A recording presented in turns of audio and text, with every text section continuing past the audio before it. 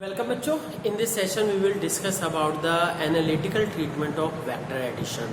तो बच्चों ये जान लीजिए कि अगर ये triangle law of vector addition या पैरेललोग्राम मेथड पूछा जाता है तो उसके साथ आपको मार्क्स के बेसिस पे इसको भी ऐड करना पड़ेगा। जैसे हम कहें 1 मार्क का अगर क्वेश्चन है कि triangle law of vector addition, तब तो केवल आप डेफिनेशन लिखेंगे।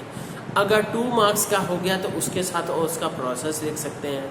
और फिर इसके बाद अगर 3 या 5 मार्क्स का आ जाता है तो स्टेटमेंट लिखिए, साथ में उसका मैथमेटिकल ट्रीटमेंट, मतलब कि ये जो है आपको उसका मैग्नीट्यूड और डायरेक्शन, रिजल्टेंट का मैग्नीट्यूड और डायरेक्शन ये भी निकालना जरूरी होगा। ठीक है, तो इसी तरह से लॉ ऑफ पैरेललोग्राम के लिए भी यही करना है। ठीक है, तो अब देखते हैं कि analytical treatment of vector addition क्या हो गया जी। मान लेते हैं, let us see there are 2 vectors, this is vector A, this is the vector B. दोनों वेक्टर्स को हमने ज्वाइन कर दिया है ना। तो triangle law of vector addition के बेसिस पे now this will be the resultant, this will be the resultant, ये रिजल्टेंट हो गया। अब क्या करना है, अब इसमें क्या है, यहां से इसके दोनों के हेड से यहां एक परपेंडिकुलर ड्रॉप कर लेते हैं। ठीक, तो ये क्या हो गया, परपेंडिकुलर हो गया। इसको हमने एंगल थीटा कर दिया, इसको एंगल अल्फा कर दिया, है ना। एक एंगल थीटा हो गया, दूसरा अल्फा। एंगल थीटा क्या है, दोनों वेक्टर्स के बीच का एंगल, और एंगल अल्फा क्या है, एंगल सबटेंडेड बाय रिजल्टेंट, ये resulted with first vector. Is that clear. Second vector के साथ दूसरा एंगल होगा। तो अब क्या है, यहां पे करना क्या है, इसका पूरा नाम दे देते हैं। ये पॉइंट्स का नाम P, ये A भी है तो इसका नाम O कर दिए, ये C, D और ये E। Is that clear. तो नाम दे दिया। अब आपको सबसे पहले दिखाई दे रहा है कि क्या है, रेक्टेंगल है। ठीक है, राइट एंगल ट्रायंगल है, तो पाइथागोरस थ्योरम अप्लाई करते हैं। पर उसके लिए इधर का मैग्नीट्यूड क्या हो जाएगा, this will be the, this will be the, ये कंपोनेंट हो जाएगा क्योंकि थीटा बन रहा है, तो this component will be b cos theta and this component will be b sin theta. ठीक, b cos थीटा इधर हो गया और b sin थीटा इधर हो गया। अब क्या करेंगे जी, y और इसका मैग्नीट्यूड a और ये b cos थीटा, और ये इधर का मैग्नीट्यूड क्या होगा, b sin थीटा। तो अब क्या है, बाय पाइथागोरस थ्योरम, या कहिए using Pythagoras theorem, Pythagoras theorem से को हम यूज करते हैं। तब क्या होगा जी, पाइथागोरस थ्योरम मतलब OC स्क्वायर, या कहिए पहले R को हमें इधर रखना है तो इसलिए ये CE square equals to OC square, this is square plus ये perpendicular square equals to hypotenuse square, तो OE स्क्वायर। अब इस फिगर में आपको दिखाई दे रहा है OC is, since OC is equal to A plus B cos theta, इसका मैग्नीट्यूड A और इसका A, B cos theta, and OE की वैल्यू क्या है, OE is equal to B sin theta, and moreover R, ये CE equal to R।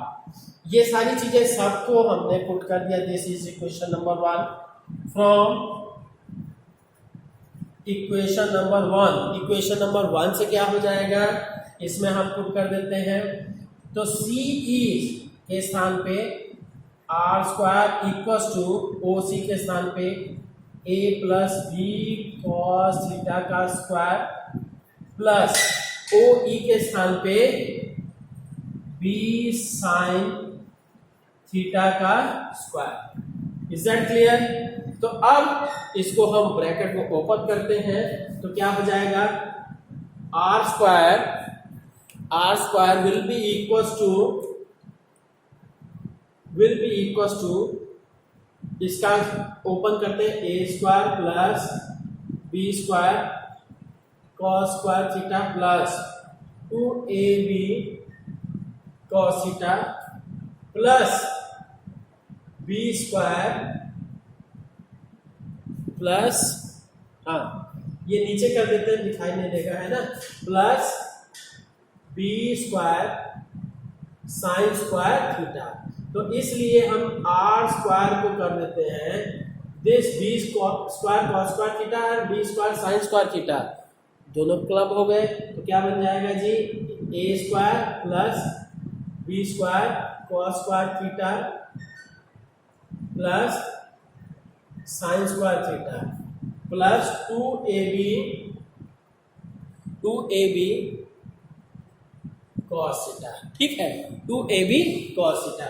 अब ये तो आपको पता है मैथमेटिक्स में कि sine square theta plus cos square theta equals to 1, so you can say r square equals to a square plus b square plus 2ab cos theta. अब r की वैल्यू कितनी हुई, under root a square plus b square plus 2ab cos theta. ठीक है, तो ये हो गया जी। तो अब हम इसकी डायरेक्शन, ये तो हो गया, this one is the magnitude, ये क्या हुआ जी, मैग्नीट्यूड हुआ दोनों का, है ना। तो अब इसकी डायरेक्शन की बात करते हैं।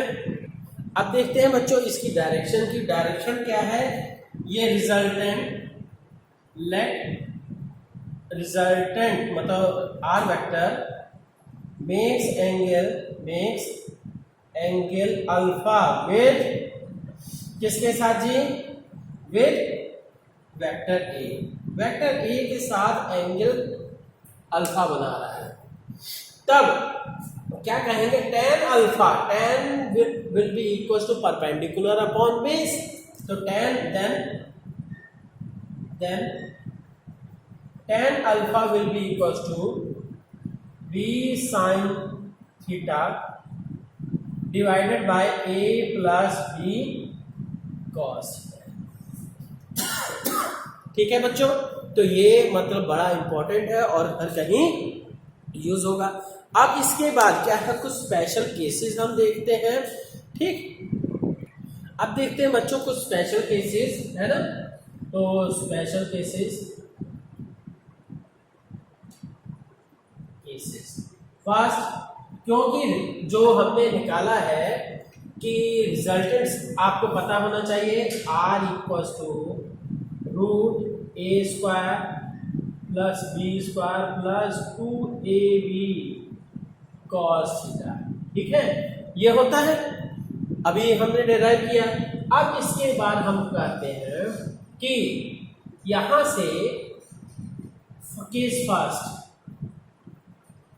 क्या, theta is equal to 0 degree, मतलब both are in same direction, दोनों ही सेम डायरेक्शन में है। तब क्या है, that is same direction.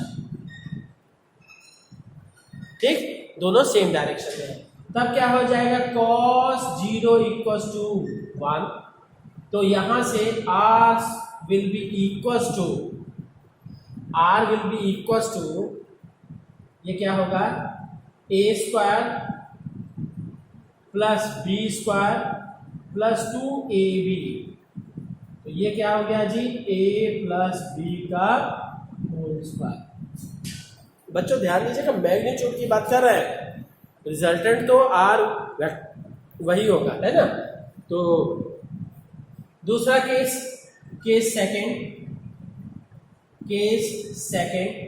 Theta is equal to 180 degree, that is opposite direction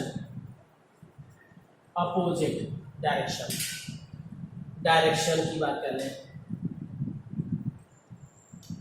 ठीक, अपोजिट डायरेक्शन, तो अपोजिट डायरेक्शन में क्या हुआ कि r की वैल्यू देखिए, अपोजिट डायरेक्शन में r की वैल्यू क्या हुई, तो cos 180 degree will be equal to -1, तो -1 हो गया, तो r will be equal to under root of a square plus B square minus 2ab cos theta.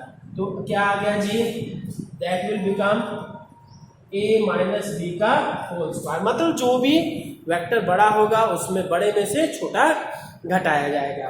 अब इसके बाद केस थर्ड की बात करते हैं।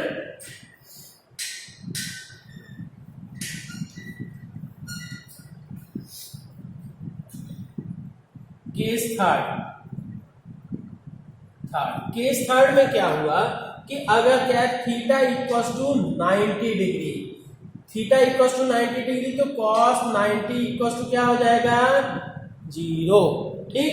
तो इसलिए cos 90 इक्वल्स टू 0, तब क्या होगा, देन ये r will be equals to, ये cos 90 0 हो गया तो under root of a square plus b square. तो मतलब ये आपको क्लियर है। तो स्टूडेंट्स इसी के बेसिस पे डायरेक्शन भी इसी तरह से की जाएगी कि जो थीटा की वैल्यू रख के है ना। तो बच्चों ये जान लीजिए कि ये इसका क्या है, मैथमेटिकल ट्रीटमेंट जो किए हैं इसका एप्लीकेशन भी, मतलब न्यूमेरिकल्स भी इससे रिलेटेड करिएगा, ठीक। Okay, thank you.